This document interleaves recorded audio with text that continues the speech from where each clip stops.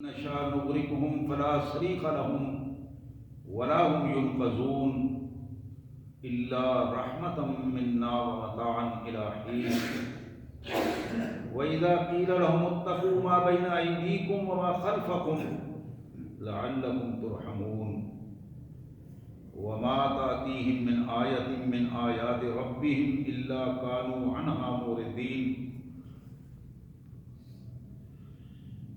وَإِذَا قِيلَ لَهُمْ أَنْفِقُوا مِمَّا رَزَقَكُمُ اللَّهُ قَالَ الَّذِينَ كَفَرُوا لِلَّذِينَ آمَنُوا أَنُطْعِمُ مَن لَّوْ يَشَاءُ اللَّهُ أَطْعَمَهُ إِنْ أَنْتُمْ إِلَّا فِي ضَلَالٍ مُّبِينٍ وَيَقُولُونَ مَتَىٰ هَٰذَا الْوَعْدُ إِن كُنتُمْ صَادِقِينَ مَا يَنظُرُونَ إِلَّا صَيْحَةً وَاحِدَةً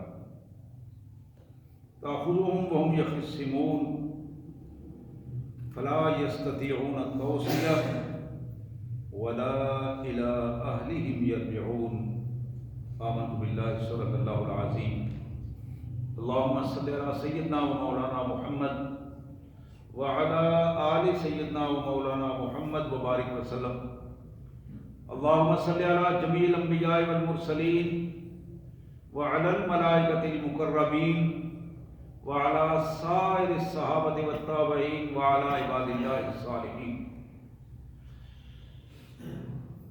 اللہ کے پاک کلام قرآن مجید میں یہ 23واں پارہ ہے اور یہ 23ویں پارے کا پہلا رکوع ہے جو میں نے تلاوت کیا ہے، اور یہ سورہ یاسین ہے۔ سورہ یاسین کی آیت نمبر 33 سے 50 تک، سورہ یاسین آیت نمبر 33 سے 50 تک کی آیات آج ہمارے زیر مطالعہ آیات ہیں، اہم ترین آیات ہیں۔ میں سب سے پہلے پورے رکوع کا مفہوم اور ترجمہ آپ کے سامنے رکھوں گا انشاءاللہ، اور پھر اس کے پس منظر میں 2 حدیث مبارک پہ بات ہوگی۔ میری طرف سے کوئی بات نہیں ہے، اللہ کا قرآن ہے اور محمد کریم صلی اللہ علیہ وسلم کا فرمان ہے۔ یہ 2 بنیادی چیزیں ہیں جو ہماری رہنمائی کے لیے اس سے بڑھ کر کوئی چیز، اس جیسی بھی کوئی چیز نہیں ہے۔ آپ توجہ فرمائیں، ان آیات کا سادہ سا مفہوم میں آپ کے سامنے رکھتا ہوں۔ بسم اللہ الرحمن الرحیم، اللہ کے مبارک نام سے جو بڑا مہربان، بہت زیادہ رحم کرنے والا ہے۔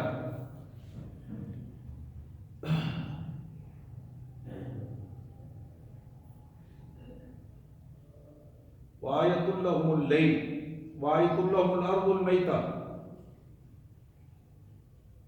احییناها واخرجنا منها حبا فمنه یاکلون۔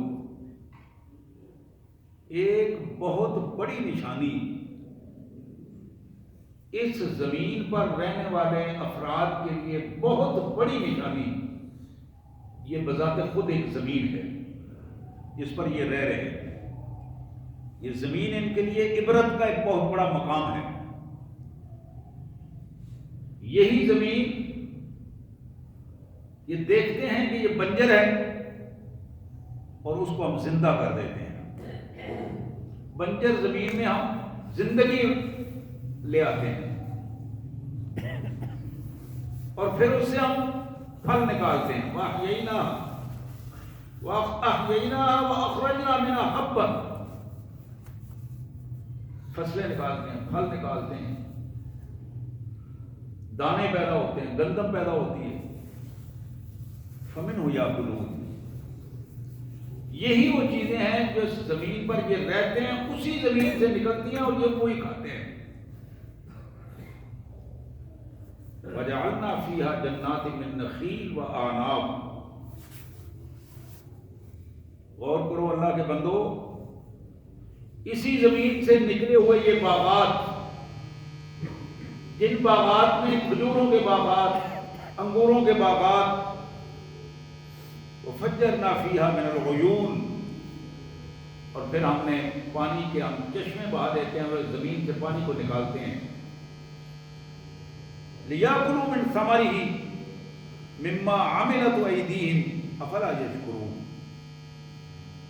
یہ سارا انتظام ہم نے اس لیے کیا ہے کہ میرے بندے بھوکے نہ رہیں، ان پھلوں کو کھائیں اور اپنی زندگی کو خوبصورت زندگی بنائیں۔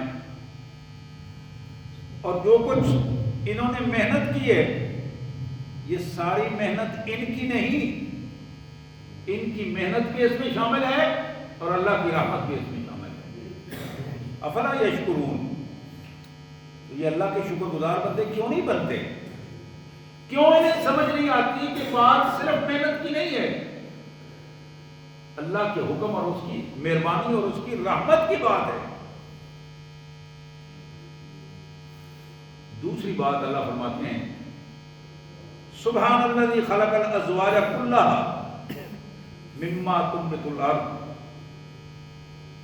زمین پر رہنے والوں، زمین سے نکلی ہوئی فصلوں کو کھانے والوں، یہ بھی یاد رکھو کہ وہ ہستی پاک ہستی ہے، کائنات کا وحدہ لا شریک مالک، جس نے زمین سے نکلی ہوئی ہر فصل کو جوڑا جوڑا پیدا کیا ہے۔ وَمِنْ أَنفُسِهِمْ، اور جو زمین پر بستے ہیں جاندار، وہ سارے کے سارے جاندار بھی جوڑا جوڑا پیدا کیے ہیں۔ وَمِمَّا لَا يَعْلَمُونَ، اور اتنی کچھ اللہ نے فرماتے ہیں کہ اللہ فرماتے ہیں کہ اتنی کچھ تخلیقات کر دی ہیں، اتنی چیزیں ہم نے بنا دی ہیں، تم ان کو جانتے ہی نہیں ہو، کوشش کے باوجود تم شمار بھی نہیں کر پاتے ہو۔ وَمِمَّا لَا يَعْلَمُونَ، تمہارے علم سے بھی باہر ہیں، ہم نے اتنا کچھ پیدا کر دیا ہے اس زمین پر۔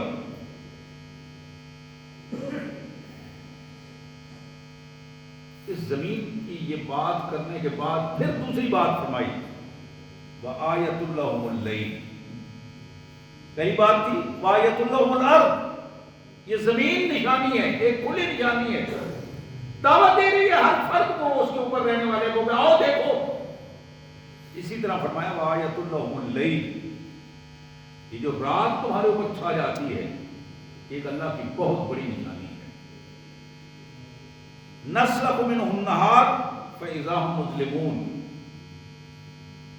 جس طرح جانور کی چمڑی اتارتے ہیں اس طرح ہم دن کو رات کے اوپر سے کھینچ کر ہٹا دیتے ہیں اور پھر اندھیرا چھا جاتا ہے۔ فَإِذَا هُمْ مُظْلِمُونَ وَالشَّمْسُ تَجْرِي لِمُسْتَقَرٍّ لَهَا ذَلِكَ تَقْدِيرُ الْعَزِيزِ الْعَلِيمِ، اور یہ سورج جو تم دیکھ رہے ہو یہ مسلسل چل رہا ہے اپنے اس ٹھکانے کی طرف جس کا حکم اللہ نے اسے دیا ہے، یہ مسلسل اپنے مدار میں اپنا سفر طے کر رہا ہے۔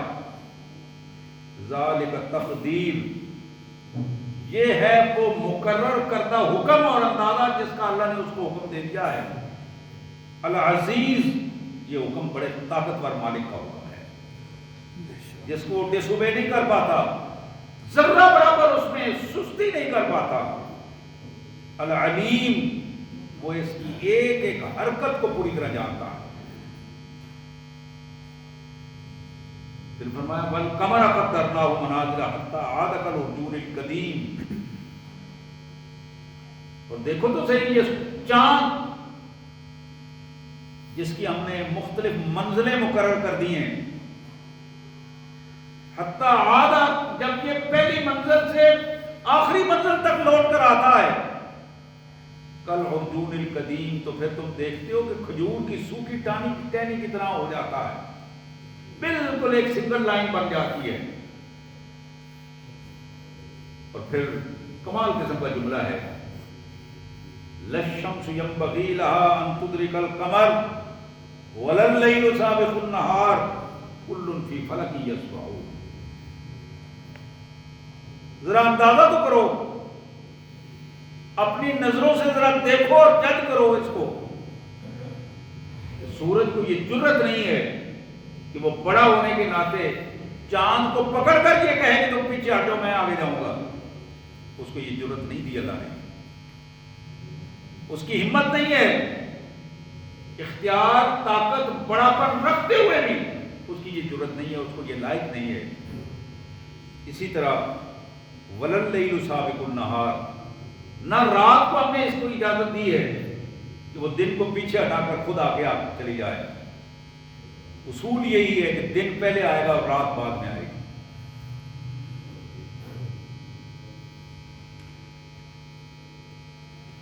کل فی فلک یسبحون، ہر ایک کے لیے ہم نے ایک مدار بنا رکھا ہے، اپنے اس مدار میں وہ تیر رہے ہیں اور اسی کیفیت میں وہ اپنی اللہ کے حکم کو پورا کر رہے ہیں۔ یہ دو چیزیں بتا دی۔ پہلی چیز بتائی تھی وآیۃ لہم الارض، زمین کا نمونہ بتایا، اور پھر اس کی پوری تفصیلات بتائیں۔ دوسری چیز بتائی زمین کے بعد یہ پورا اجرام فلکی، یہ سورج چاند ستارے، یہ سارا نظام۔ اب ایک تیسری چیز وآیۃ لہم انا حملنا ذریتہم فی الفلک المشحون، انسانوں اس میں بھی تمہارے لیے بڑی نشانیاں ہیں۔ ذرا یاد کرو کہ ہم نے تمہیں ایک بھری ہوئی کشتی میں سوار کیا تھا، وَخَلَقْنَا لَهُم مِّن مِّثْلِهِ مَا يَرْكَبُونَ، اور پھر اسی سے تمہاری نسلیں چلائیں۔ وہاں جو سوار تھے لوگ وہی سوار ہی پوری کی پوری کائنات کی ایک نسل کی کیفیت اس سے اللہ تعالیٰ نے ترتیب دے دی۔ لیکن ذرا غور تو کرو، وَإِن نَّشَاءْ نُغْرِقْهُمْ، اگر ہم چاہتے تو بھری ہوئی پوری کی پوری کشتی کو ہم غرق کر دیتے۔ فَلَا صَرِيخَ لَهُمْ، کسی کی چیخ بھی سنائی نہ دیتی، وَلَا هُمْ يُنقَذُونَ، اور کوئی انہیں بچانے والا نہ ہوتا۔ إِلَّا رَحْمَةً مِنَّا، ہاں یہ ہماری رحمت، ہماری مہربانی۔ اللہ فرماتے ہیں یہ ہماری عنایت، یہی وہ ہر جگہ پہ یہی وہ بنیادی کام کرتی ہے۔ وَمَتَاعًا إِلَىٰ حِينٍ، اور جو ہم موقع دے دیتے ہیں ایک خاص وقت تک، اس خاص وقت تک ہم جو ڈیلے کر دیتے ہیں، موقع دے دیتے ہیں، مہلت دے دیتے ہیں، اس مہلت کو ہی کچھ لوگ اس سے فائدہ اٹھا جاتے ہیں اور کچھ لوگ اس مہلت سے دھوکہ کھا کر اپنی زندگی برباد کر جاتے ہیں۔ اب یہ تین چیزیں بتانے کے بعد اللہ فرماتے ہیں وَإِذَا قِيلَ لَهُمُ اتَّقُوا مَا بَيْنَ أَيْدِيكُمْ وَمَا خَلْفَكُمْ لَعَلَّكُمْ تُرْحَمُونَ، جب انہیں دعوت دی جاتی ہے، کہا جاتا ہے ڈر جاؤ، جو کچھ اپنے ہاتھوں کے ساتھ ابھی کر رہے ہو نا اپنے سامنے، یہ جو الٹ پلٹ کر رہے ہو، یہ جو منصوبہ سازیاں کر رہے ہو، یہ جو اکھاڑ پچھاڑ کر رہے ہو، ڈر جاؤ، اتقوا، ڈر جاؤ، اللہ سے ڈر جاؤ۔ اللہ کا قبضہ قدرت تمہارے گردن پر ہے، تم لمحہ بھر بھی اس کو پیچھے نہیں ہٹا سکتے، ڈر جاؤ اس سے۔ وَإِذَا قِيلَ لَهُمُ اتَّقُوا، جب ان سے کہا جاتا ہے کہ ڈر جاؤ، مَا بَيْنَ أَيْدِيكُمْ، جو کچھ تمہارے سامنے ہو رہا ہے اس سے ڈر جاؤ، جو کچھ اپنے ہاتھوں کے ساتھ کر رہے ہو اس سے ڈر جاؤ، جو ذہن میں تخریب کاری کی پلاننگ ہے اس سے ڈر جاؤ، ان منصوبہ بندیوں سے باز آ جاؤ۔ وَمَا خَلْفَكُمْ، اور اللہ سے ڈر جاؤ، جو کچھ تم پیچھے کر کے آئے ہو ماضی میں اس کے لیے بھی اللہ سے استغفار کرو مت، جو گزر چکا ہے اور جو سامنے ہے، یہ کام کرو گے، ڈر جاؤ گے، اللہ سے معافی مانگو گے، لعلکم ترحمون، تمہارے اوپر رحم کیا جائے گا، بچ جاؤ گے۔ وما تأتیہم من آیۃ من آیات ربہم الا کانوا عنہا معرضین، لیکن ان کی حالت یہ ہے، انسانوں کی اکثریت کی حالت یہ ہے کہ جب بھی کوئی نصیحت کے بعد ان کے پاس آتی ہے، اللہ کی طرف سے حکم ہوا آتا ہے، آیت آ جاتی ہے، نصیحت کی بات آتی ہے، تو پھر یہ اس سے منہ پھیر لیتے ہیں، پھر منہ پھیر لیتے ہیں، اس کو اہمیت نہیں دیتے۔ وقتی طور پر جو مفادات سامنے ہوتے ہیں ان مفادات کو اہمیت دے کر، ان کو اہم سمجھ کر اپنی زندگی انہوں نے برباد کر لی ہوتی ہے۔ اور پھر اس حد تک بھی وَإِذَا قِيلَ لَهُمْ أَنفِقُوا مِمَّا رَزَقَكُمُ اللَّهُ، اور جب انہیں یہ کہا جائے، توجہ دلائی جائے اللہ نے جو کچھ تمہیں رزق عطا کیا ہے، صلاحیتیں عطا کی ہیں، اس کو اللہ کی راہ میں خرچ کرو۔ تو پھر یہ کافر لوگ ایمان والوں کو کہتے ہیں ہم ان کو کیوں کھلائیں جنہیں رب نے نہیں کھلایا؟ رب نے محروم رکھا ہے تو ہم کیوں ان کو دیں؟ ان انتم الا فی ضلال مبین۔ حقیقت یہ ہے کہ تم ذلت و رسوائی کی گہرائیوں میں گزر چکے ہو، اور اب وہ بار بار یہ کافر لوگ سوال کرتے ہیں، بار بار پوچھتے ہیں کہ جس قیامت کی بات آ رہی تھی، جس گرفت کی تم بات کر رہے تھے، جس عذاب کی تم بات کر رہے تھے، اللہ کی حضور پیشی کی بات کر رہے تھے، وہ کب آئے گی؟ نعوذ باللہ، یہ تو کہانیاں ہیں جو تم لوگ سناتے ہو۔ اللہ فرماتے ہیں ما ينظرون الا صيحة واحدة، گھبراؤ نہیں، تم جس کا انتظار کر رہے ہو یہ صرف ایک جھٹکا ہوگا۔ الا صيحة واحدة، ایک ہی جھٹکا ہوگا، ایک ہی چیخ ابھرے گی، ایک ہی دھماکہ ہوگا، اور وہ دھماکہ ہر چیز کو اپنی لپیٹ میں لے لے گا اور کسی کو ہلنے کی ضرورت نہیں ہوگی۔ فلا یستطیعون توصیہ،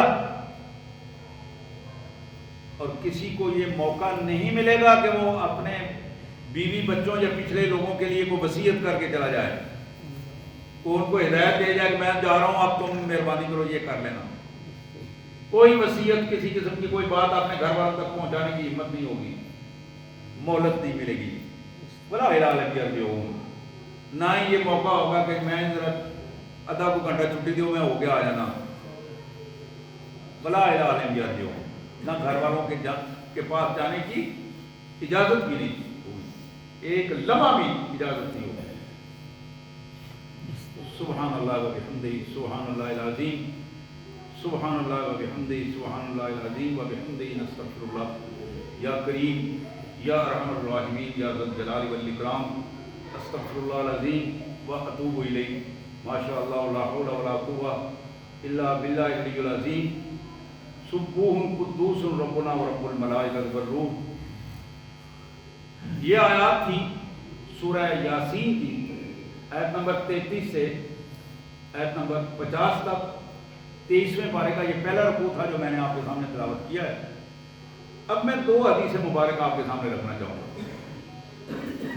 کیونکہ وقت اتنا ہی ہوتا ہے، تو میں چاہتا ہوں کہ یہ اللہ کے فرامین اور اللہ کے رسول صلی اللہ علیہ وسلم کے فرامین آپ کے سامنے رکھ دیے جائیں۔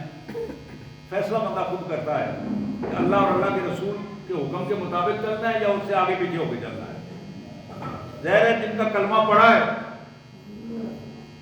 ان کے ساتھ کیا تعلق ہے اور ہماری زندگی کا کیا معیار ہے یہ بھی ہم جانتے ہیں، زندگی کا معیار بھی ہم جانتے ہیں، ہمیں نہیں معلوم کہ اگلا لمحہ کیسا ہوگا۔ یہ نمونے ہمارے سامنے موجود ہیں۔ ہم سوچتے ہیں کہ یہ بابا جی سفید داڑھی والے جائیں گے، اور وہ چلا جاتا ہے جس کی ابھی داڑھی بھی نہیں آئی ہوتی۔ ہم سوچتے ہیں کہ یہ 40 50 60 70 80 سال کی عمر ہو گئی ہے، اب باری ان کی ہے، لیکن دادے کی بجائے پوتے کی باری پہلے آ جاتی ہے، ابے کی بجائے بیٹے کی باری پہلے آ جاتی ہے۔ یہ حکم اللہ کا چلتا ہے، نظام اس کا ہے، اور قیامت اسی وقت برپا ہو جاتی ہے جب آخری سانس ختم ہو جاتا ہے۔ آخری سانس کے ختم ہونے کے ساتھ ہی اس بندے کے لیے قیامت شروع ہو گئی ہے، سوال و جواب شروع ہو گئے ہیں۔ قبر کا نظام، موت اور قبر، یہ ایک سلسلہ شروع ہو چکا ہے اس کے لیے۔ ہم کس چیز کا انتظار کر رہے ہیں؟ یہ تینوں چیزیں جو آج ہمارے سامنے آئی ہیں، وہ ساری چیزیں یہ بتا رہی ہیں کہ کس چیز کا انتظار کر رہے ہو؟ اس دھماکے کا انتظار کر رہے ہو؟ ما ينظرون الا صيحة واحدة، وہ ایک دھماکہ، وہ تو ایک دھماکہ ہی ہوگا، تو پھر اس کے بعد نہ وصیت کی خبر ہوگی، نہ کسی سے ملنے کے ملاقات کا کوئی موقع ملے گا۔ اب موقع ہے اپنے آپ کو بچا لو، اب موقع ہے کہ اپنی سوچ کو بدل لو، اب موقع ہے اپنے عمل کو بدل لو۔ سوچ پیدا کرو، درست عمل پیدا کرو، اور صرف اللہ تبارک و تعالیٰ کو ترجیح دو، اللہ کو ترجیح دو ہر معاملے پر، اللہ کے رسول کے نظام کو ترجیح دو ہر معاملے پر، کامیاب ہو جاؤ گے۔ دنیا کی فانی چیزوں کو ترجیحات میں رکھو گے، تباہ ہو جاؤ گے۔ پھر یہ چیزیں جہاں ختم ہوں گی، جہاں چیزیں ختم ہوں گی، وہاں نظام تباہ ہو جائے گا۔ یہ فانی چیزیں ہیں، انسان زیر زمین چلا جائے گا، چیزیں یہاں رہ جائیں گی، بندہ خالی ہاتھ آیا تھا، خالی ہاتھ چلا جائے گا۔ اللہ کے پیارے رسول صلی اللہ علیہ وسلم نے فرمایا، یہ معجم طبرانی کی ایک حدیث مبارک، جناب ابو ہریرہ کی یہ روایت، حضور صلی اللہ علیہ وسلم نے فرمایا کہ اذا کان یوم القیامہ امر اللہ منادی ینادی، قیامت والے دن اللہ تعالیٰ ایک منادی کرنے والے کو، اعلان کرنے والے کو حکم دیں گے کہ اونچی آواز میں اعلان کر دو۔ اعلان کیا ہوگا؟ الا انی جعلت نسبا وجعلت نسبا، اعلان یہ ہوگا، لوگوں میں نے تمہیں عزت دینے کے لیے ایک تمہارا نسب بنایا تھا، خاندانی نسب بنایا تھا عزت دینے کے لیے، اور تم نے اس سے ہٹ کر اپنے خاندانی نسب کو بگاڑ کر خود اپنے نسب بنا لیے۔ جعلت نسبا وجعلت نسبا، ایک میں نے تمہیں نسب کی عزت دی تھی، اور ایک تم نے اپنے نسب بنا کے خود اپنی عزت کو برباد کر کے اپنی خود ساختہ عزتیں جو بنانے کی کوشش کی۔ اعلان کرنے والا پھر اعلان کرے گا، اللہ فرماتے ہیں اعلان کرنے والا اعلان کرے گا، فجعلت اکرمکم واتقاکم، میں نے تمہیں عزت دی تھی اس پوزیشن میں کہ تمہیں عزت ملے اور تم لوگوں کو عزت دو، تم خود متقی ہو اور لوگوں کو متقی بناؤ۔ یہ تمہارا نسب تھا، یہ تمہارے نسب کی بنیاد تھی۔ اب تم نے کیا کیا؟ فَأَبَيْتُمْ، تم نے اپنے اس نسب سے انکار کر دیا، اللہ کی دی ہوئی عزت کو قبول نہیں کیا، اللہ کے دیے ہوئے تقوی کو تم نے قبول نہیں کیا، تم نے اپنا نسب بنایا، برادریوں میں اپنے آپ کو تقسیم کیا اور اس کو فخر کا ذریعہ بنایا، چھوٹے اور بڑے پن کا ذریعہ بنا دیا۔ الا ان تقولوا فلاں ابن فلان خیر من فلاں ابن فلان، تم نے یہ اپنی زندگی میں طے کر دیا، فلاں جو فلاں کا بیٹا ہے وہ فلاں فلاں کے بیٹے سے افضل ہے۔ یہ معیار تم نے مقرر کیا، اللہ تعالیٰ میں نے مقرر نہیں کیا، یہ آپ نے بگاڑ کر یہ معیار بنا لیا۔ کیوں بنایا؟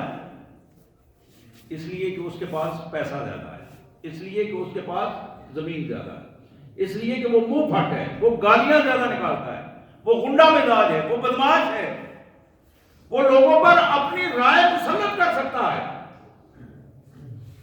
اس کی ان بدماشیوں کی وجہ سے تم نے اپنا تعلق اس سے جوڑ لیا، ان بدماشیوں کی وجہ سے تم نے اس کے ساتھ اپنا نسب ملایا۔ اللہ فرماتے ہیں یہ نسب میں نے تمہیں نہیں دیا تھا، یہ نسب میں نے تمہیں نہیں دیا، میں نے تمہیں نسب کیا دیا تھا؟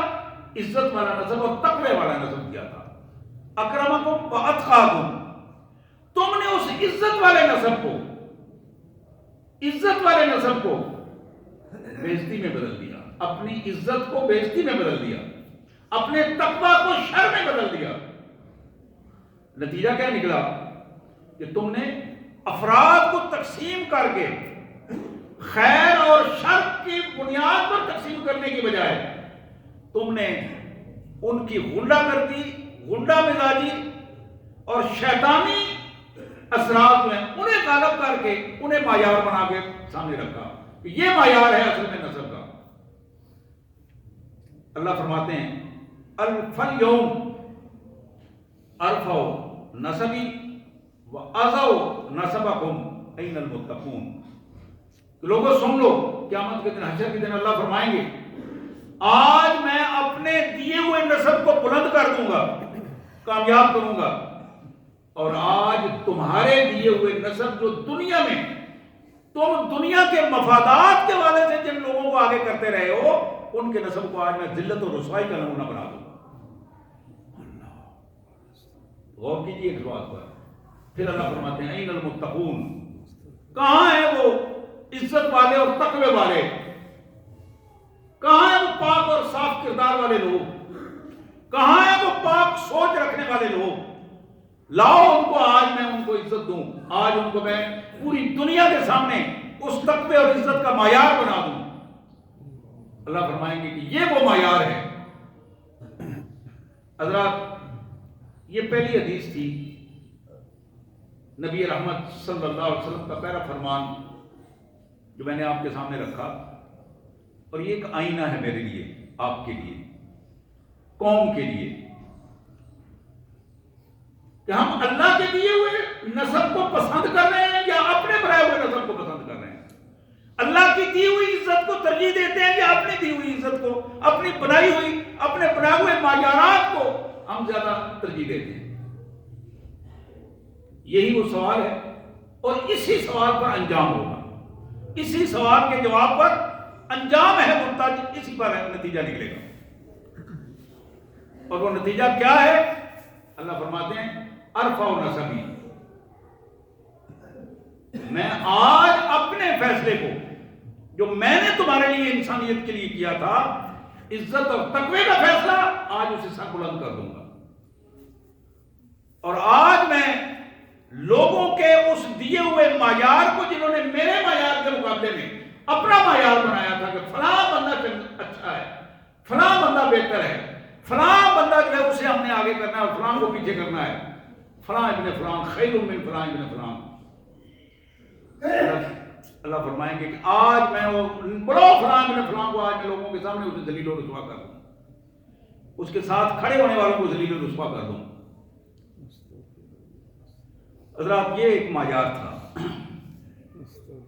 اب اس کی دوسری حدیث مبارک جو میں اس حوالے سے بھی آپ کے سامنے رکھنا چاہوں گا،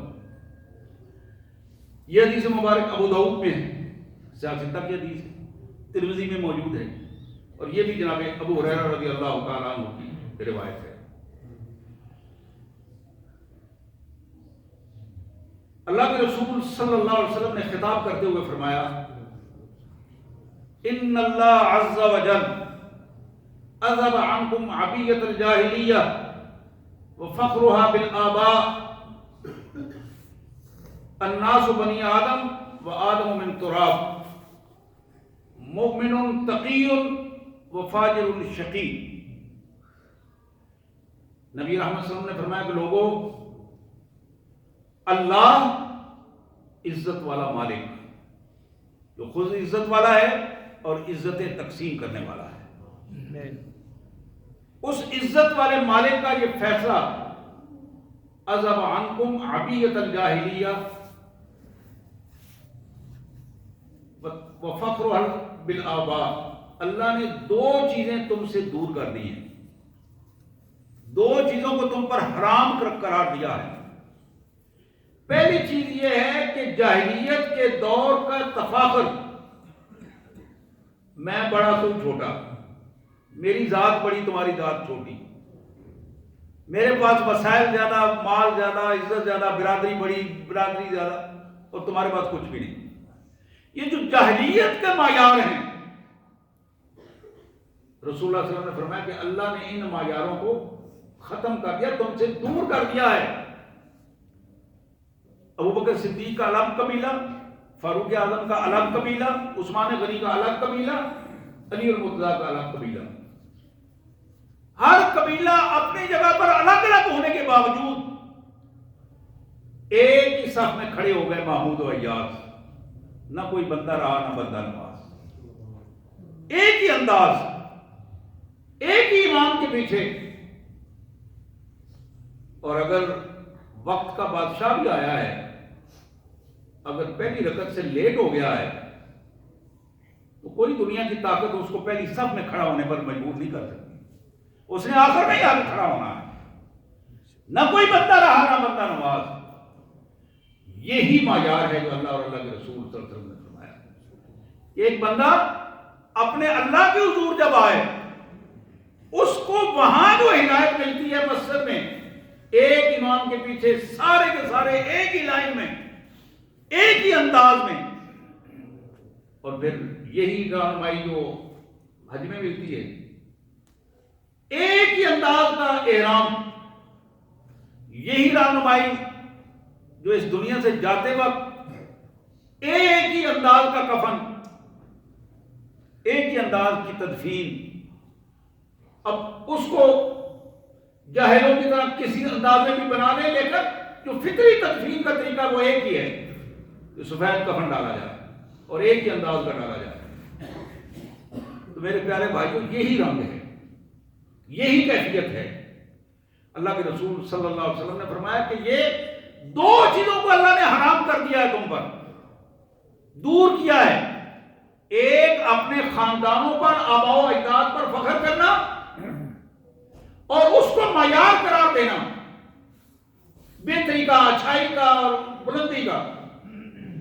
اور دوسرا جاہلیت کے رسوم و رواج کو اختیار کرنا اور جاہلوں کو آگے لے جانا اور باکردار لوگوں کو پیچھے چھوڑ دینا. ان چیزوں کو اللہ نے تمہارے لیے حرام قرار دیا ہے. اور پھر اللہ کے رسول صلی اللہ علیہ وسلم نے فرمایا, لوگوں, الناس بنو آدم, تمام لوگ آدم علیہ السلام کی اولاد ہیں. کائنات میں آدم کی اولاد کے علاوہ کوئی اور کسی اور سائڈ سے نہیں آیا, سارے اسی ایک بندے کی اولاد ہیں جو ہم نے جن کو پیدا کیا ہے. اور سن لو, وہ آدم من تراب, آدم کو ہم نے مٹی سے پیدا کیا تھا. آدم کو ہم نے مٹی سے پیدا کیا تھا. آدم مٹی سے پیدا ہوئے تھے, تم اسی آدم کی اولاد ہو, تم سب نبی کے بیٹے ہو. اپنے آپ کو نبیوں کی اطاعت گزار بنا لو. تم نبی کی اولاد ہو تو نبیوں کی رسوم و رواج, نبیوں کی سنت, نبیوں کا طریقہ اپناؤ. جاہلوں, کافروں اور بے ایمانوں کا طریقہ نہ اپناؤ. نبیوں کی اولاد ہو تو نبیوں کا طریقہ اپناؤ. شیطان کی اولاد نہ بنو, شیطان کا طریقہ نہ اپناؤ. اللہ کے رسول صلی اللہ علیہ وسلم نے فرمایا, یاد رکھو, جو شخص اللہ اور اللہ کے رسول کے احکامات کے مطابق طریقہ اپنائے گا وہی بچ سکے گا, وہی بچ سکے گا. اور جو اس طریقے کو چھوڑ جائے گا وہ ذلت و رسوائی میں ڈوب جائے گا. لَيَمْتَحَنَّ أَقْوَامٌ